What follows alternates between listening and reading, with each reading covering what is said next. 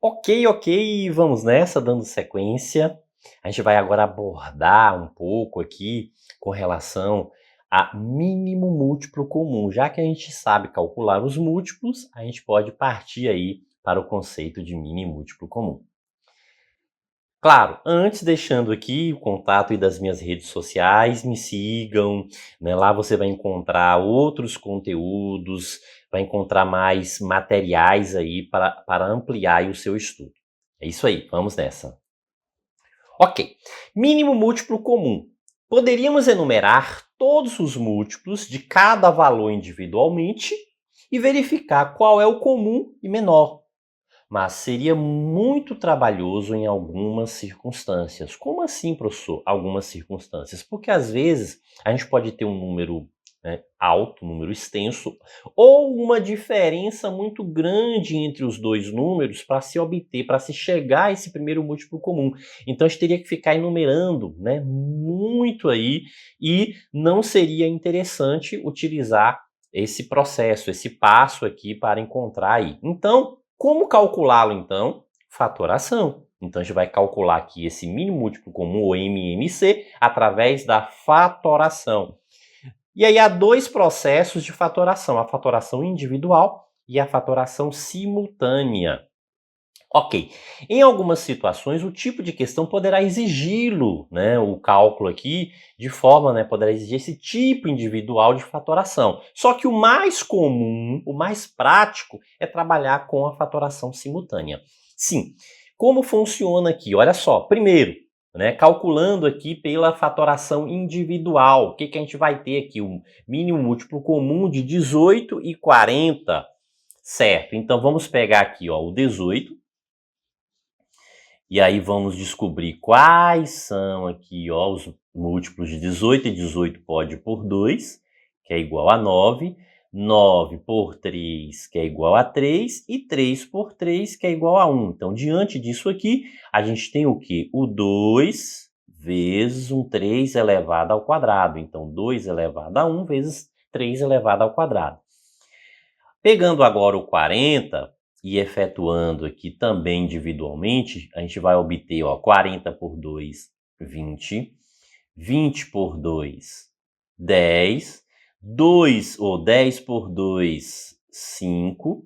E 5 por 5, 1.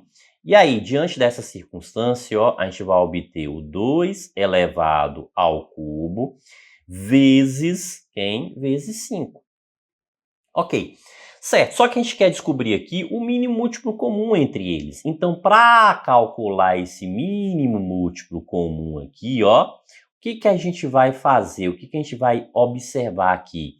Por exemplo, 2 tem 2 elevado a 1 e 2 elevado ao cubo. Então, se repetir, a gente pega o com maior expoente, 2 elevado ao cubo. O 3 está repetindo? Não. Então, a gente pega o único que aparece, que é o 3 elevado ao quadrado. O 5 está repetindo? Não. Então, a gente também pega o único que aparece, que é o 5 elevado a 1, é o próprio 5. Logo, ó, esse mínimo múltiplo comum aqui vai ser quanto? 8, né? Isso, 2 ao cubo, 3 ao quadrado, 9, e aqui 5. Professor, mas 2 ao cubo não é a mesma coisa que 3 ao quadrado? Não, veja, 2 ao cubo é 2 vezes 2, 4, 4 vezes 2, 8. Enquanto que 3 ao quadrado é 3 vezes 3, 9, ou seja, a gente faz a multiplicação com o número que está na base. Então, a gente repete esse número quantas vezes indicar aí o expoente. Tranquilo? Ok? Então, nesse caso aqui, ó, o mínimo múltiplo comum que a gente obtém aqui vai ser o quê? Vai ser igual a quanto? Ó, 5 vezes 8, 40.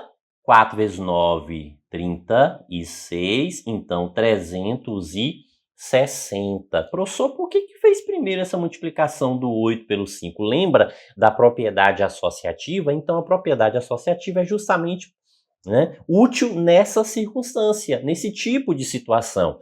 Por quê? Porque você vai equilibrar aí o que for melhor para você, aquilo que vai facilitar o processo de resolução, que fica mais prático para você calcular. Tranquilo, beleza? Ok, certo. Professor, mas a gente pode calcular isso pela fatoração simultânea, não é isso? Exatamente, ó. Pela fatoração simultânea, o que a gente vai fazer aqui?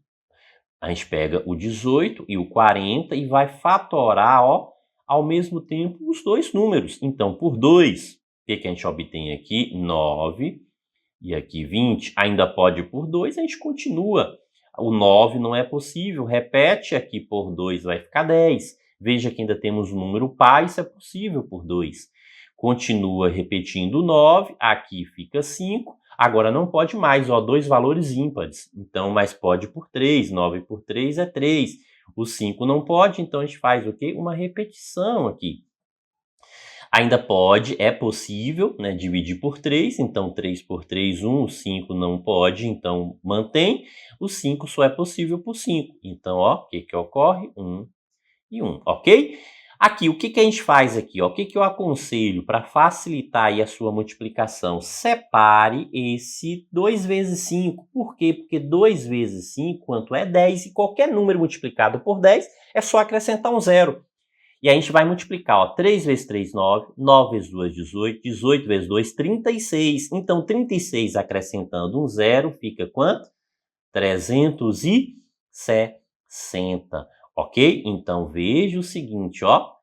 A gente fez o quê? Simultânea, né? Fatoração aqui simultânea, 360. Aqui, na fatoração né, individual, também a gente encontrou 360. Então, veja que tanto um processo quanto o outro aí é válido. É claro que a fatoração simultânea, ela é mais prática, né? Favorece mais aí na questão que tempo. E na prova você sabe que tempo é um fator, né, muito importante aí.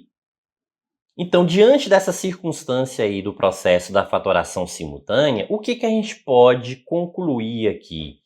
Que, né, no cálculo aqui, ó, se pelo menos um for divisível, então a divisão será executada. Então, não precisa que todos os números sejam divisíveis. Como assim, professor? Ó, o que a gente consegue observar aqui? Veja aqui, ó.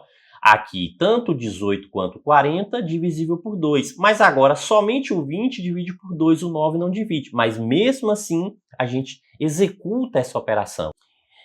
Então, é isso que está dizendo aqui, ó, que no processo prático, né, se pelo menos um for divisível, então a divisão poderá ser executada. Manda brasa aí, ok? Então, veja, né, que no processo prático aqui, o que a gente observa, ó? O que é importante aqui a gente observar é que o processo ele só termina quando, né, ocorrer aqui para todos os valores. Aí o processo, né, terminou. E aí, como que a gente efetua nesse cálculo aí do mínimo múltiplo comum? Multiplicando os fatores, né, o que a gente obteve aí na relação das divisões. Tranquilo? Beleza? É isso aí. Olha só, aplicação aqui uma questão. Vamos entender como, né, que a questão pode cobrar. É claro que geralmente é um conteúdo que é mais abordado em problemas e não diretamente, mas algumas bancas, né, costumam cobrar de forma direta. Por exemplo, aqui, ó, determine o MMC, né, mínimo múltiplo comum, entre os números 28 e 49. Então, a gente já descobriu, né, quais são os números, e a gente já descobriu aqui o que a gente vai executar, ó, o mínimo múltiplo comum. Então, ó, a gente já teve aqui um raio-x da questão e já identificou qual é, né, o conteúdo que a gente vai ter que trabalhar aqui. Certo.